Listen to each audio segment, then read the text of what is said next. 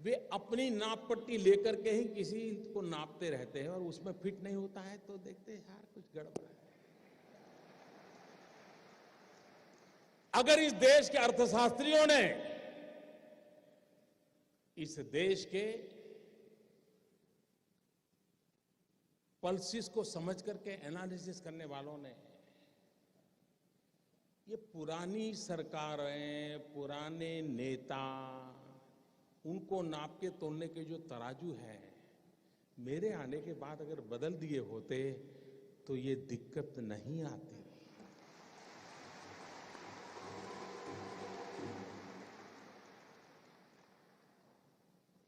उनको समझ आना चाहिए था कि ऐसी सरकार देश ने चुनी है जिसके पास से देश की अपेक्षा है। आप मुझे बताइए भाइयों बहनों, 2014 में आपने वोट दिया था, भ्रष्टाचार के खिलाफ दिया था कि नहीं दिया था? आप मुझे बताइए, आपने एक काम करने के लिए मुझे कहा था कि नहीं कहा था? काले धन के खिलाफ काम करने के लिए आपने मुझे कहा था कि नहीं कहा था? आपने मुझे कहा था तो मुझे करना चाहिए कि नहीं करना चाहिए?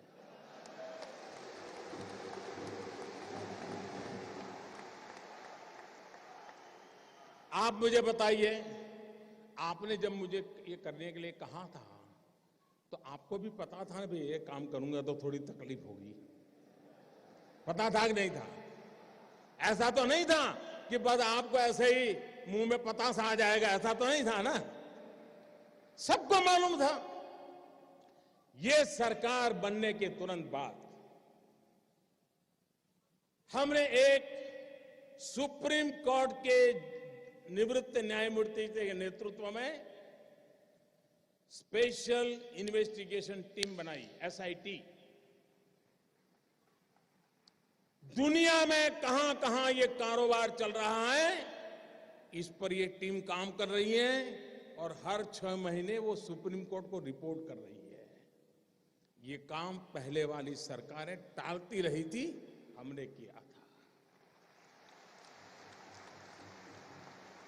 अपने यहां कहावत है, पुत्र के लक्षण पालने में।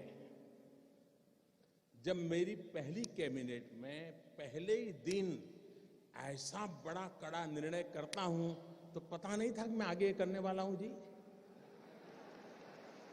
मैंने छुपाया था क्या? कुछ नहीं छुपाया मैंने। हर बार मैंने ये बात कही है और आज मैं आपको इसका ब्यौरा दे रहा हूं। देश मुझे सुन रहा है। मैंने देश को कभी अंधेरे में नहीं रखा है, मैंने देश को कभी गलतफहमी में नहीं रखा है, खुल करके बात कही है और ईमानदारी से।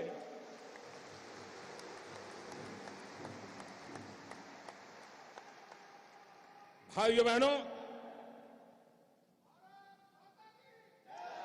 दूसरा जरूरी काम था, दुनिया के देशों के साथ पिछले 50-60 साल में ऐसे एग्रीमेंट हुए थे कि जिसके कारण हम ऐसे बंद गए थे कि हम कोई जानकारियां ही नहीं पा रहे थे।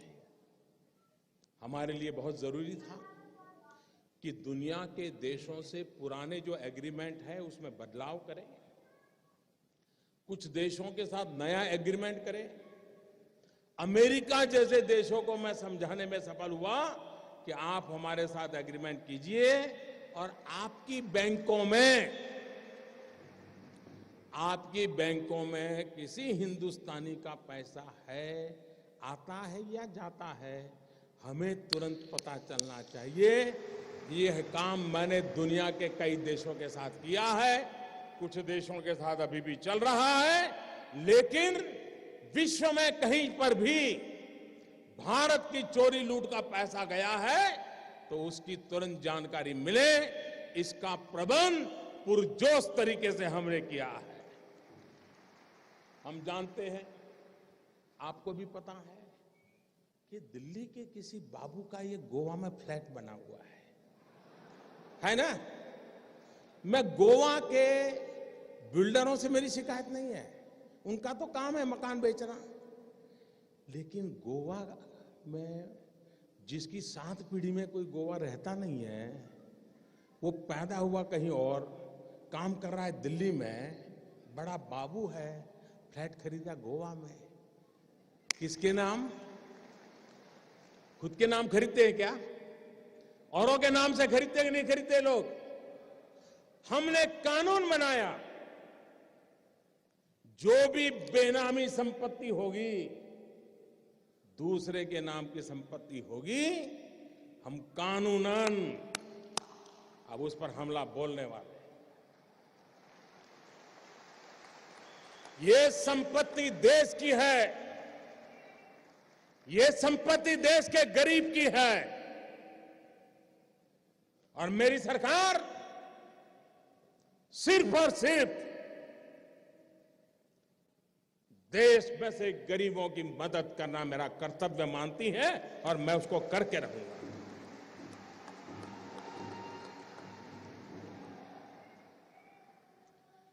हमने देखा है, घर में शादी हो, ब्याह हो, कुछ काम हो,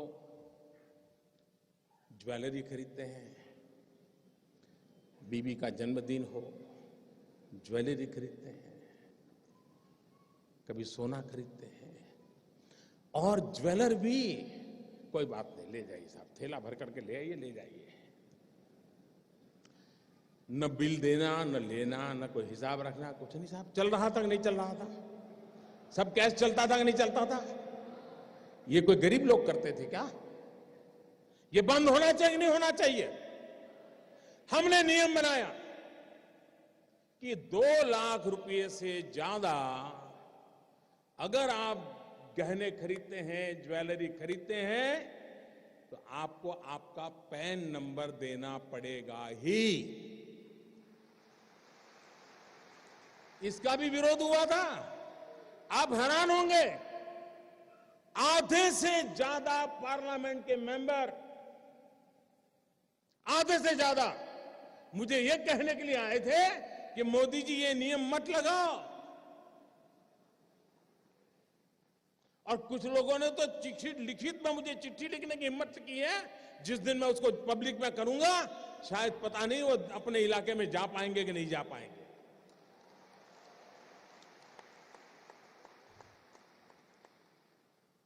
अगर आपके पास पैसे हैं, आप सोना जवेरात खरीदते हैं,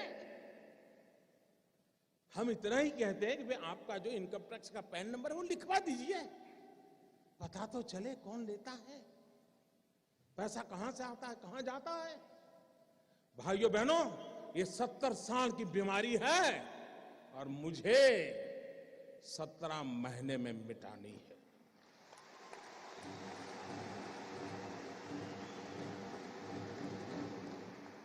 भाइयों बहनों,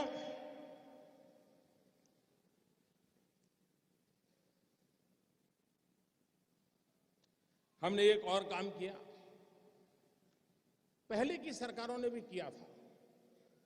ये जो ज्वेलर्स है, क्योंकि ज्यादातर हमारे यहां सोना वगैरह की बात करा, उन पर कोई एक्साइज ड्यूटी नहीं लगती थी। पहले सरकार ने लगाने की कोशिश की, बहुत कम लगाई थी, लेकिन सारे ज्वेलरों की संख्या बहुत कम है। एक गांव में 1-2 ही होते हैं, बड़े शहर में 50-100 होते हैं, लेकिन उनकी ताकत बड़ी गजब है साहब। अच्छे अच्छे एमपी उनके जेब में होते हैं।